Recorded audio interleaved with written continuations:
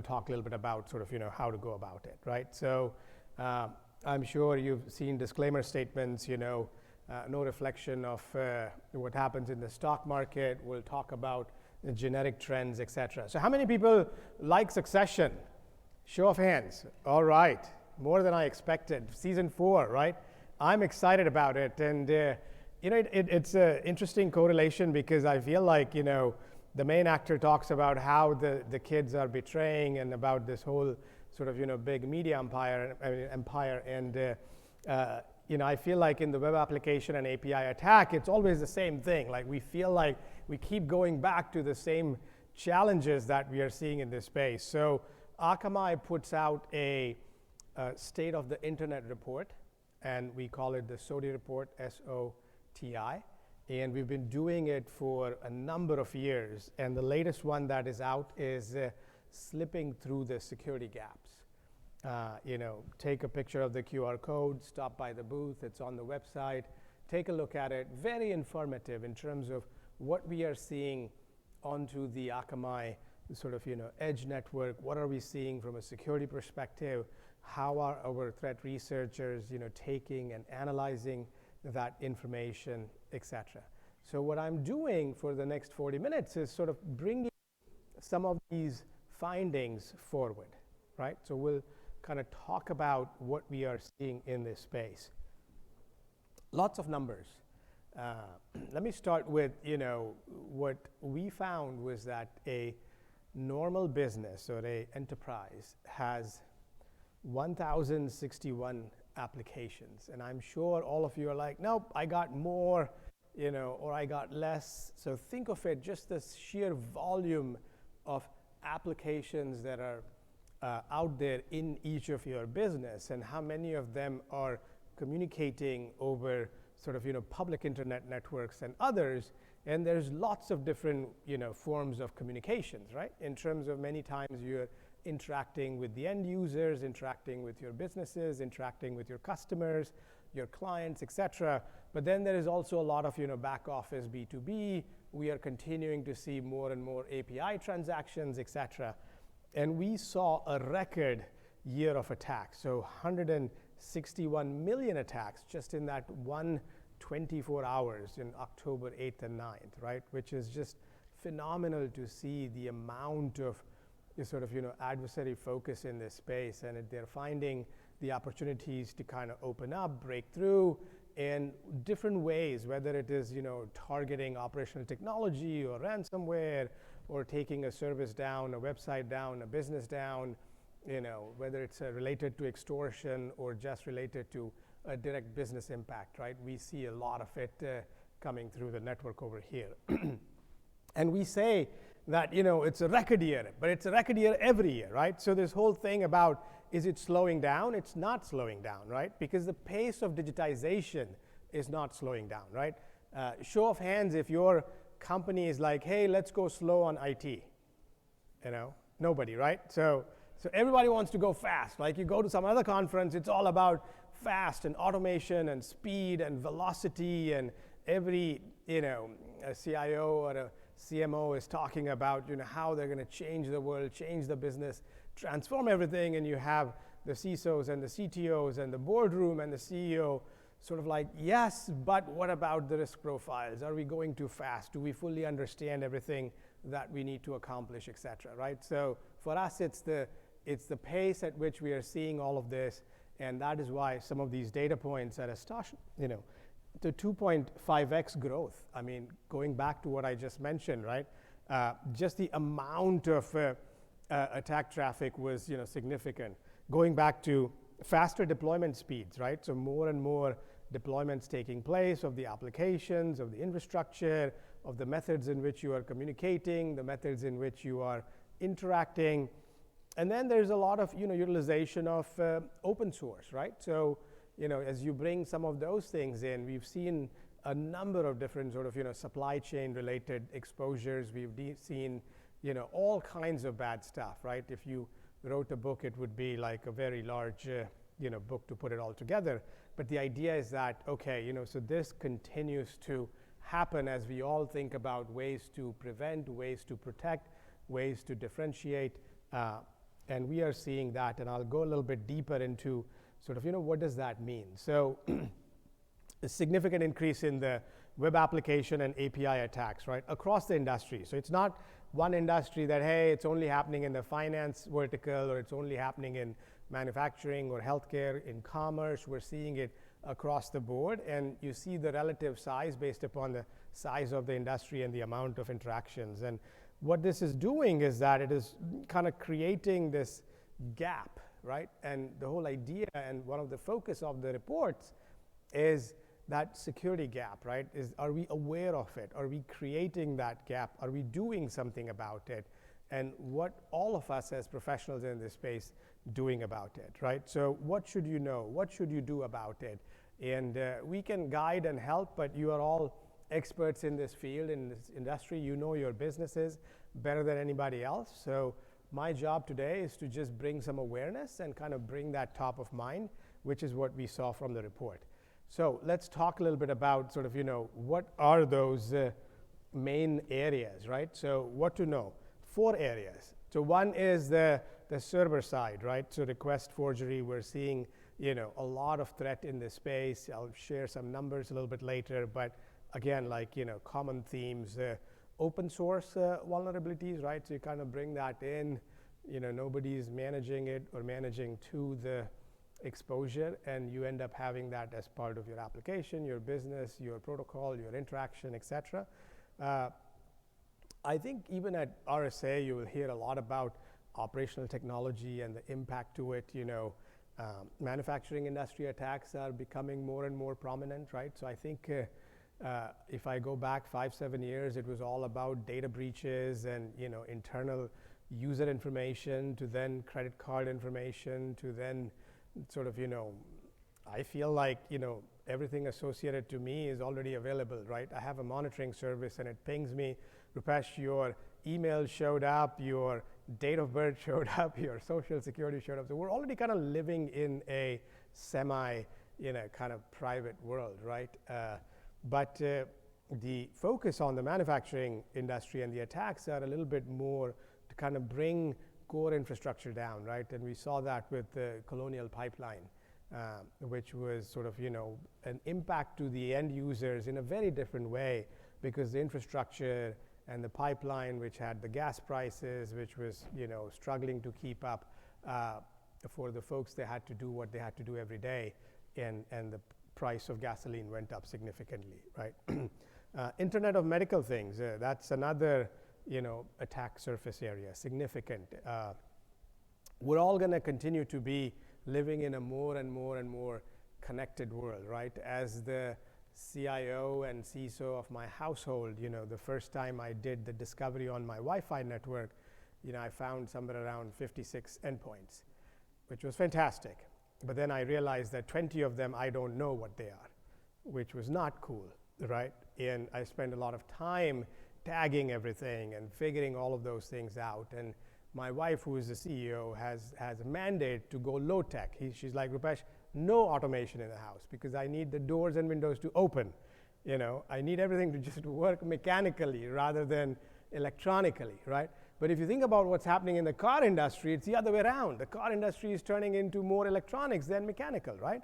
So there's this whole prediction that the car industries and the connected vehicles are going to be more of sort of, 80% electronics and 20% mechanical versus what it is today, right? So is it a computer with wheels, or is it wheels on computer, right? So you start to see the connected economy, and healthcare, I think, is of importance, because we want automation in healthcare, right? Because it speeds up so many things, right? If the doctor has the ability to have more data on the patient, important for decision making, for treatment, for diagnostics, etc. But by the same token, that industry hasn't really figured out how to deal with the cyber risks associated with that, right? So that is going to be important for all of us. We're going to continue to enter a phase of sort of, aging in place, or sort of, remote patient monitoring and all kinds of connected stuff that we are thinking about, right? How many folks would love to go through robotic surgery, but like, wouldn't you want to know if the robot is compromised or not, right?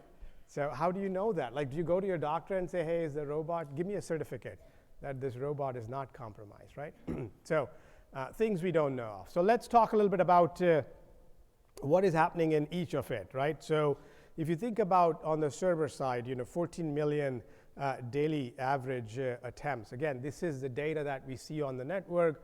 We are happy to bring all of this information forward to bring awareness, right? In terms of what can we do as an industry, as a sort of, the good guys and gals, right? Focused on the prevention, the protection, et cetera. And I think, again, the vulnerabilities are what we are seeing again and again. Sensitive information being taken. Sometimes it sits over there for 3 months, 4 months, and then something is done about, right? So, you never know when the ransomware is going to kick in, or you never know when the malicious attacks are going to come about. Is it tied to, I'll give you an example. When I joined Akamai last year, what was fascinating to me is that a lot of the companies that make the sneakers, right, like the Nikes and the Adidas and the Pumas and all of these, and they are all getting attacked on their, on their web applications and APIs. And I'm like, how do you profit from it? But I'm not big into shoes, right? So I couldn't understand that there is a whole market about, this fancy Air Jordan shoes that somebody wants to take inventory available out and then be able to kind of resell in the black market, right? So we're way past, the classic, I have Rupesh's information and I can sell it, to now I want to go after the products and the services that are high in demand, take those out of the market and go after sort of, profiting, right? So the adversaries are finding fantastic new ideas of sort of, value creation, right? If you read a report somewhere, I read that if, cybercrime was an economy, it would be at 8 trillion.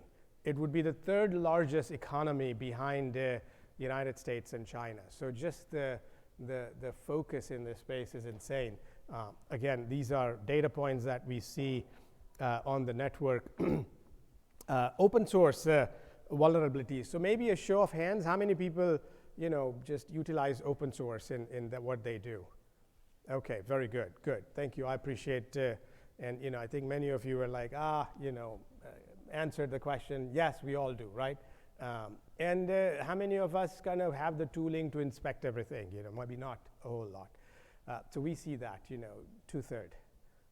These are entry points. These are sort of, mistakes we are making. These are areas of exposure. And how do you go, prevent this stuff? It's not that easy, because on one hand, going back to the speed and the agility and sort of, the velocity of information technology, then tying to sort of, the supply chain, the open source, do I trust everything? I think, what the US government has done with the presidential, passing many of these kind of awareness laws and bills is fantastic, right? That the entire ecosystem is responsible for it. It's the private public. If you want to do business with the government, you have to follow through on certain things, and then each party is accountable to others. So that is how you build the entire sort of, ecosystem in the supply chain to kind of lift up the exposures and prevent them, et cetera. A lot of interesting data. Let's talk about the manufacturing industry attacks, right?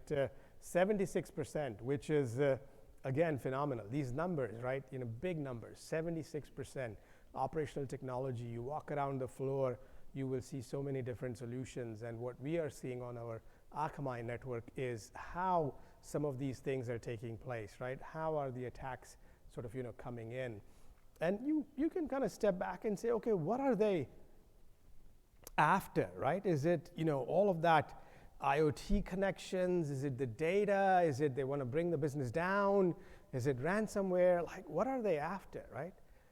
And you would be amazed to see that they have 2 steps ahead of most of us in terms of how can they create some kind of a financial value by putting something in, right? Sometimes they are hedging on certain markets, right? Going back to the Colonial Pipeline example, I'm sure they had a play on sort of, the gasoline prices going up. So there are so many different things that are happening in this space. And I think, we underestimate the importance of of manufacturing in the economy and what that does. Historically, when there is a recall on certain food product or something, right? It's like this known thing that there was some salmonella or something else in it. And here we are, we might not even know what is going on with what was produced on that assembly line, what came out of it, and the fact that you consumed it, right? So another industry to keep an eye on. 15 to 20 on an average, devices in that connected hospital, right, room. We're going to see this in our homes. We're going to see, folks who have aging parents. You're already starting to see tremendous amount of, endpoints that are talking, providing data and information. And how do you know if all of that is compromised or not compromised, right? My dad would love to know that his sort of, insulin is monitored or his blood sugar is monitored and insulin is delivered, but, doesn't really know if there is any vulnerabilities associated with that. So again, good to see that the government has put out a Healthcare Security Act of 2022, starting to provide some guidelines, strategy, but again, these are the kinds of industries that we need to start to pay attention. So from those four, let me go into a little bit of the industries, right? So commerce, high tech, financial services, and you can start to see the graph over there, which starts to articulate that, all industries are getting attacked, right? And they're getting attacked in the magnitude or the size of their industry, but clearly commerce is very big, right? So online retailing is very big, so we see the attack. Financial services is very big, so we see those attacks over there. Manufacturing, perking up, healthcare, pharma, et cetera. Maybe gambling not so, because maybe the adversaries view gambling as a pastime, right? So why go bother with that? All right. Okay. So let's a little bit unpack on some examples. So on the commerce side, right? There's an example where in this particular case, it was the increase in the local file inclusions when we saw these attacks in 21 to 22 over a 1-year period. We worked with Maui Jim, who has a fantastic team that was able to jump in, understand what was happening in their environments, and started to kind of take the preventive measurements rapidly, right? So a real life example of a company that is doing commerce had to deal with these situations. Let's talk a little bit about financial services. So a couple of big numbers over here. So one is just the amount of attacks. So I talked about from a broader perspective in the beginning. I mentioned 2.5x, right? We see 3.5x in the financial services, and the financial services has to do so much interactions through their web applications. We all do, mobile banking. There's a lot of, back-end interactions on credit checks and mortgage services and, buying and selling transactions and shares. And there's so much happening in our world that everything is tied to some sort of, embedded financial sort of, interactions or transaction, right? Which is why we see the whole industry being massive at 182 billion. And we'll see more and more, right? There's all these discussions that, I don't know, if you are in a connected car, then your car also has a payment system. So when you go through the gas station, you don't have to get out and do anything, right? If you are, going through some kind of a toll road, which we see the automation today.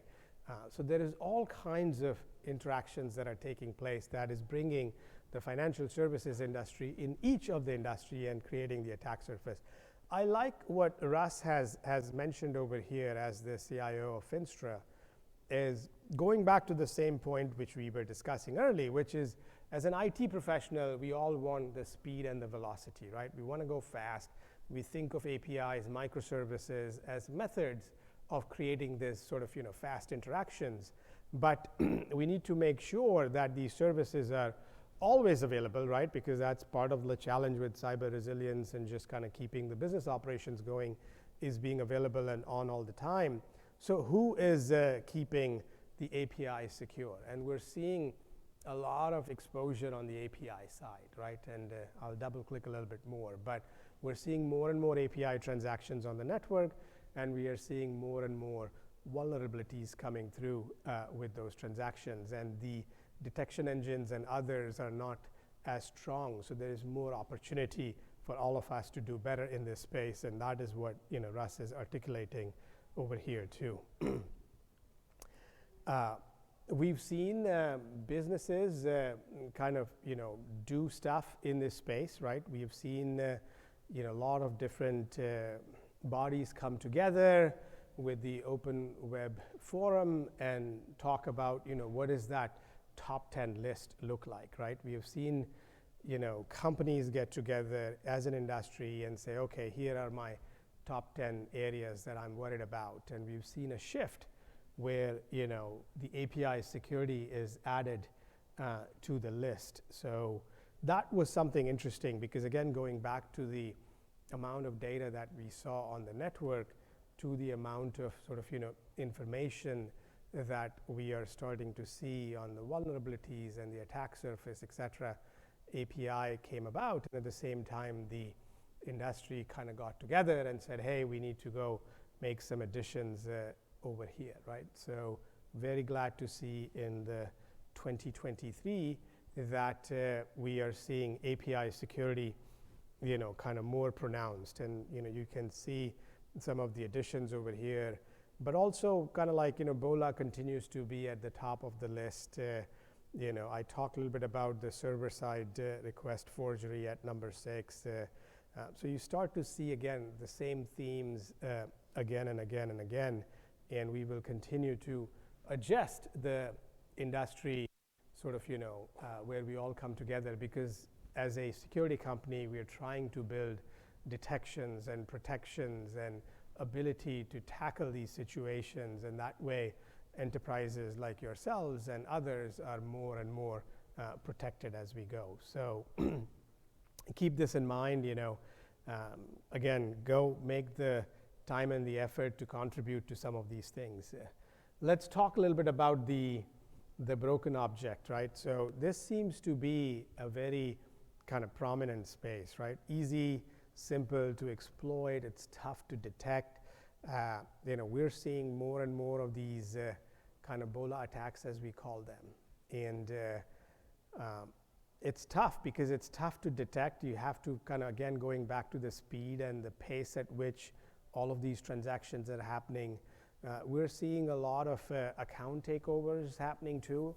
So not only just the blockages, but kind of the adversaries are acting in a way where either there's sort of these bots that are coming in that look and feel like human beings, and then run certain sort of methods to penetrate into accounts, and then from there they take over accounts, and from the taking over the accounts, they're depending upon what services or what product or capability the company is providing, they're able to take control of those assets and then do what they need to do, whether it is extortion, whether it is sort of misuse of that infrastructure, et cetera. So we are seeing that again and again.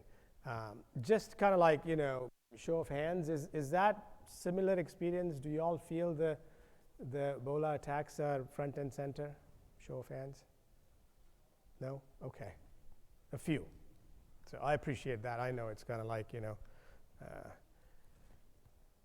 let's talk a little bit about the broken authentication, right, and what we are seeing over here. So web tokens, another kind of, it almost feels like you're leaving the front door open, right? And what I mean by that is, you are making the sort of the attackers have the ability to come in. There is the weakness in the API authentication. You're not sure if all of it is authenticated, not authenticated, and the bad guys find certain ways to do that.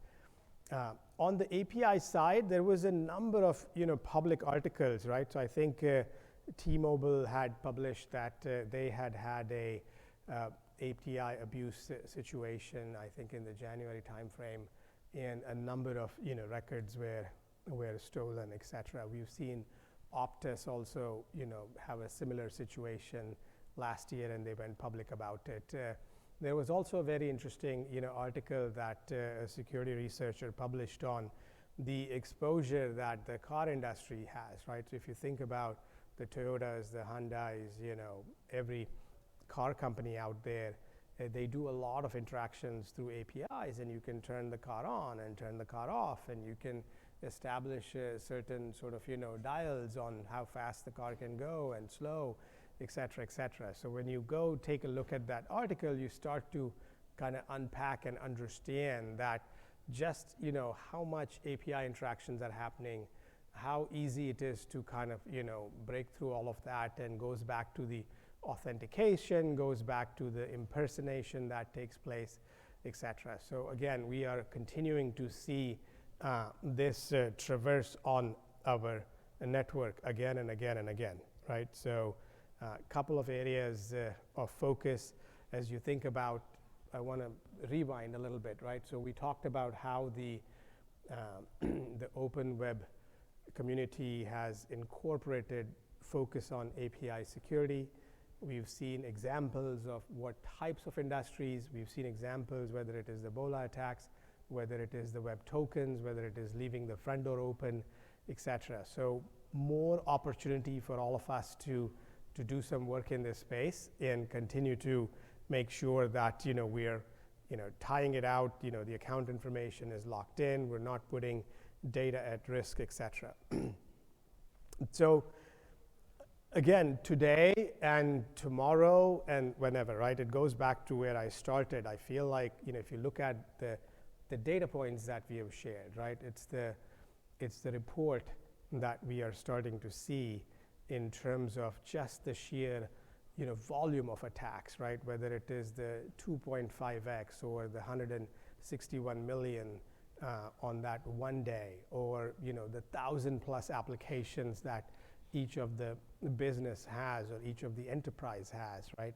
Which is, we need to really figure out a way to continue to empower the defenders, right? We are continuing to see more and more from an attack perspective in the web application space, in the API space. And if you haven't, done a whole lot in the API security space, I would, reach out and say, go ahead and take a look at it.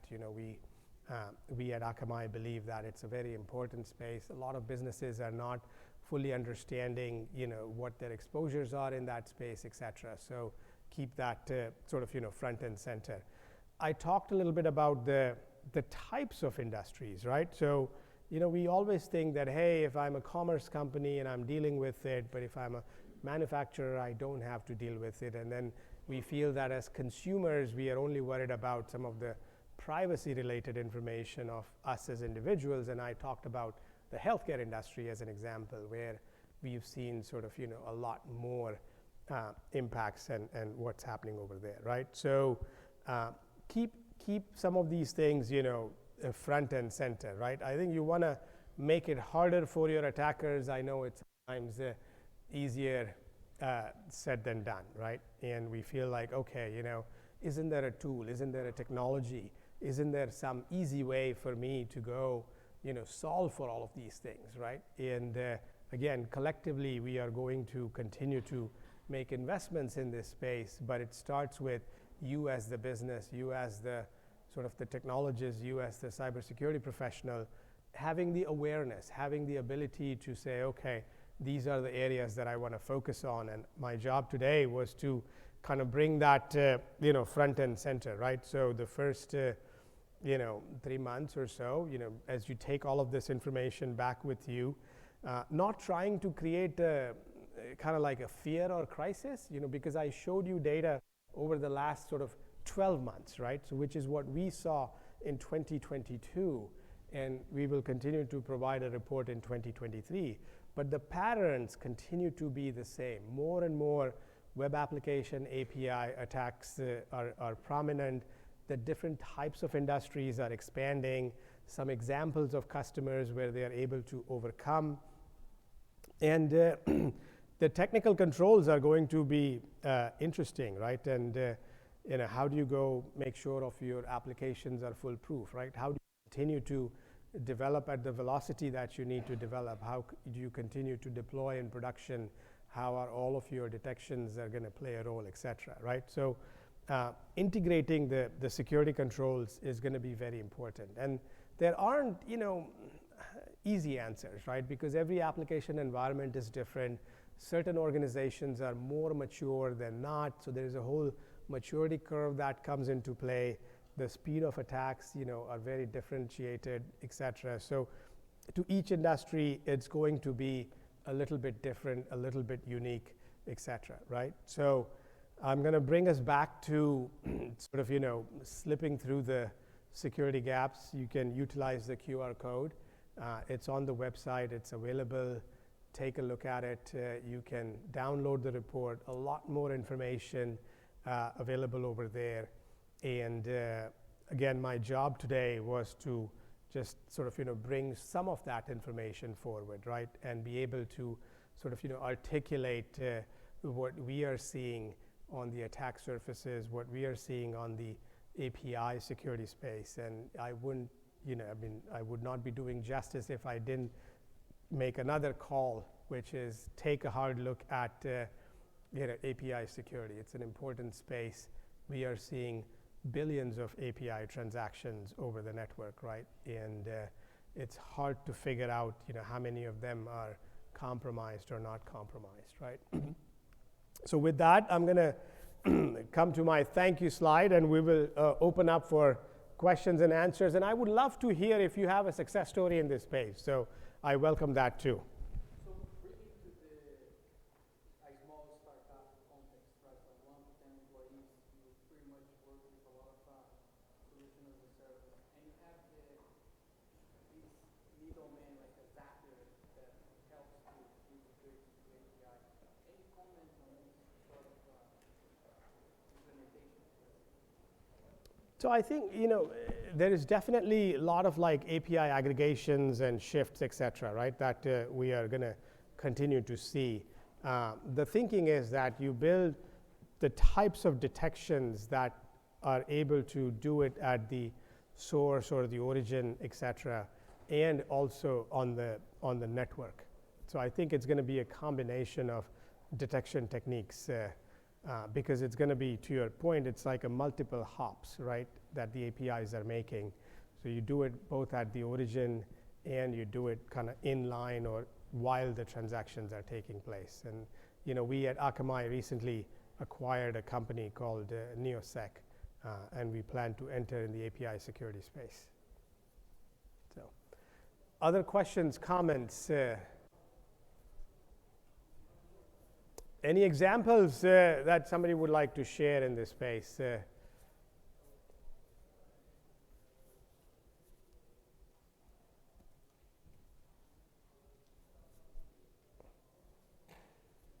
Will you all download the report? They're going to check on my presentation how good I did by the number of downloads. So my request is please, please. Thank you. Thank you so much. Really appreciate it.